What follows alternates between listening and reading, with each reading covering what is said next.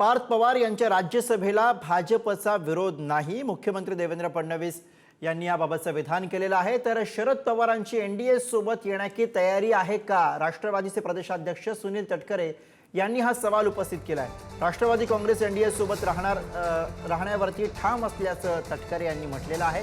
विलीनीकरणाची चर्चा करणाऱ्यांनी विचार करावा असं तटकरे यांनी म्हटलं। विषयामध्ये तो राष्ट्रवादी काँग्रेस पक्षाचा अधिकार आहे, त्यामुळे तो मुद्दाच येत नाही।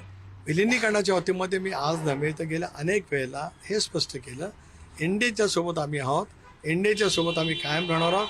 हे दादा असतानापासून मी वक्तव्य केलं आणि ते सर्वांना ज्ञात आहे। आणि मी कुठलीही गोष्ट दादांच्या परवानगीशिवाय केलेली नाही। त्यामुळे एनडीएमधला आमचा सहभाग हा कॉन्शियस निर्णय आमचा पक्षाचा सामुदायिकरित्या होता। ती सुद्धा आमची मूळ विचारधारा, धर्मनिरपेक्ष विचारधारा ती ठाम ठेवत आम्ही ते केलं आणि भारतीय जनता पक्षाने त्या बाबतीमध्ये कधीच हरकती घेतली नाही।